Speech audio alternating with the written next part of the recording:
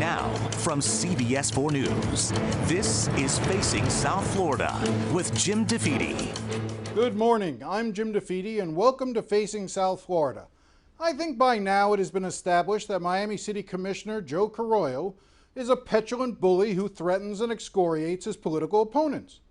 Over the course of 2 special city commission meetings, he spoke for nearly 9 hours, just to show anyone who might cross him what he was willing to do.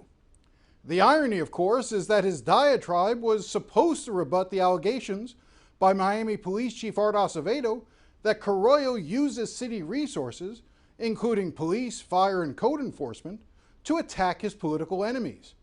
But in point of fact, Carollo's bizarre performance proved he really is that vindictive. One person who has been in the position Chief Acevedo is in now is former Miami City Manager Emilio Gonzalez, who became the object of Carollo's repeated attacks and insults a couple years ago. I spoke to him this week. When you were city manager, you were there for about 2 years. Ultimately, you resigned in part because your wife was facing some very serious health issues. But at the time, part of that was also mounting pressure by Joe Carollo and others on the dais, where you had to make the decision, do you want to come in and get browbeat every single day, every single commission meeting, or deal with what you needed to at home? You know, talk a little bit about the pressure that you were under while you were there. Like I said, I enjoyed my job. I think we have a wonderful city administration. We have some great professionals there that really believe in public service. And I knew I would miss them. I miss them still. They stay in touch. But I didn't want to have to go through that every other week. Of this circus environment where it's not okay to have a difference of opinion. A difference of opinion meant a personal attack, and that's not me. That's not how I conduct myself. That's not how anybody should conduct themselves, and that's a bad look on this city. I know that you don't really know Art Acevedo. He's fairly new to town, and there's no reason for you to comment on what he has experienced or the job that he's done there in the City of Miami Police Department over the past 5-6 months. But as you sort of watch this play out, you know, one of the things that he has alleged is that there was an environment in which commissioners, particularly Carollo and Diaz-Portilla, he claims, used city agencies, whether it's police, fire, code enforcement, planning and zoning, whoever it was, used the instruments of the city to go against their political enemies. Did you experience anything like that while you were city manager? To back up, you've been Art Acevedo. I don't know. I've never been introduced to the gentleman. All I know is what I read. This is an individual who's a decades long law enforcement professional. He's had some very high profile jobs. He has a national standing. The accusations that he made, I think, are very, very serious. I'm not going to comment on that because I'm working under the assumption that those things have been referred to higher levels and they're working on that. Like I said, I think these are serious charges. I'm assuming that serious people are looking into this, and I'm not going to comment on that at this point. Well, let me just try to do one follow-up with you with regard to it. Not during, obviously, since you left, you don't know the allegations as it relates to what Chief Acevedo is saying. But while you were there, between 2017, 2019, resigning in early 2020, did you ever experience anything where you thought commissioners were trying to use the city to go against their political enemies? Again, I think these are issues that are going to be researched and investigated moving forward. I'm not going to make any accusations now. They'll come in due time. You spoke earlier about how there are a lot of good people in the city of Miami, people who want to come in and do what's right for the citizens in Miami. How do you think they feel right now as they watch this circus, as you describe it? Do you think that they feel, worried themselves that, that they could get pulled into something if they were to cross one of the, whether it's Carollo, Diaz-Portilla, or whoever on the city commission? that their jobs could be on the line if they were to cross them? Well, let's just say that since I left, I would venture to say that about 15 or 16 senior executives in the city of Miami have also left. I'm talking about department directors. I speak with many of them, not all, many of them on their way out, and they tell me they're just not interested in working in the city anymore. It's just that simple. Do they give you a sense of why?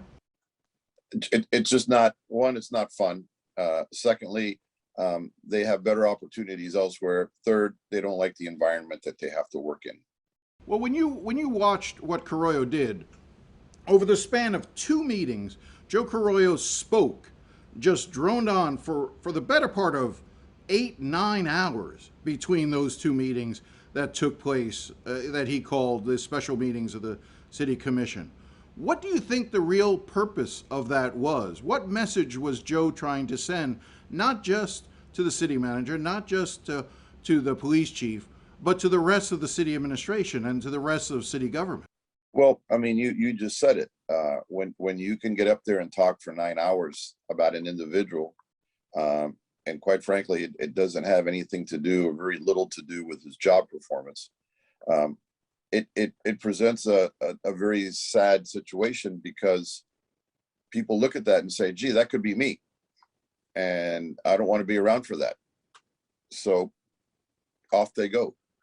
Well, some are able to leave, but others don't have the ability to maybe pick up and find another job. So they have to remain in their position. And what's the lesson that they learn, which is better to just go along with it and give them what they want than challenge, because they may not have the opportunity to go to another place.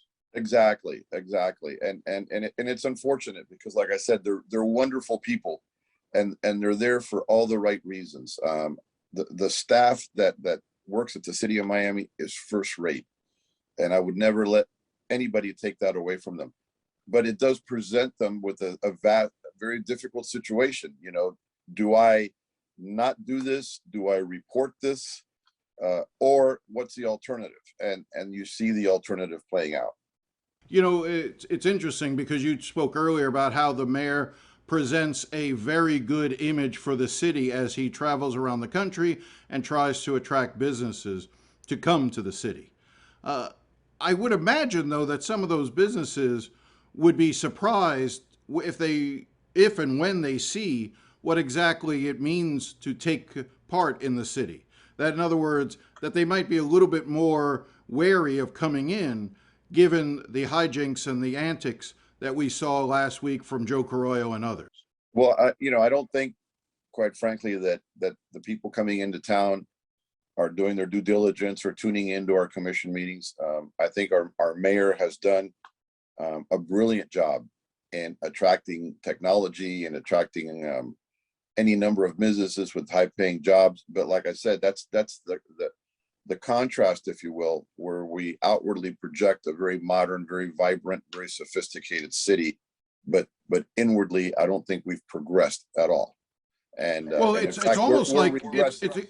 it's almost like I want to be careful here, but the mayor is almost being disingenuous. I mean, he can say that this is a modern, advanced city that offers great things to outside business to come in, but what he's hiding is the rot in the roof and the decaying basement and the decaying foundation of the city. Well, listen, like I said, the mayor's very articulate, and he has very little power according to the charter. He is essentially the city's chief marketing officer, and he's done a great job.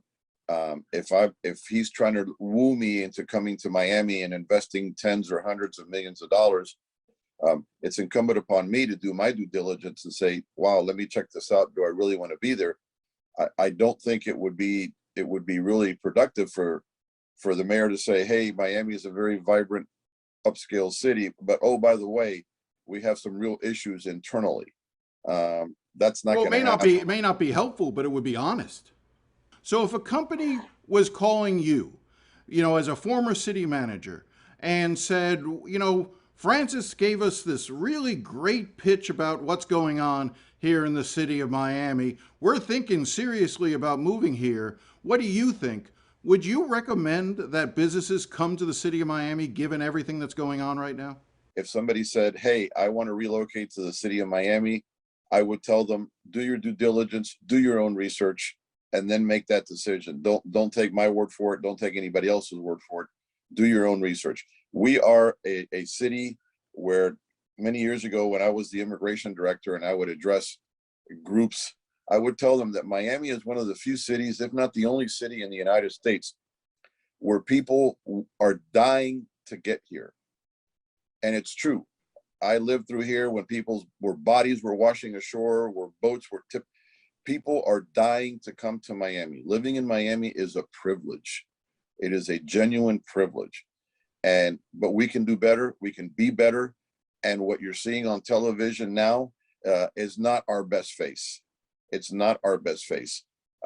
This has got to stop. We have to move on. We have to start acting like adults, like grown-ups. When we come back, the chair of the Florida Democratic Party, Manny Diaz.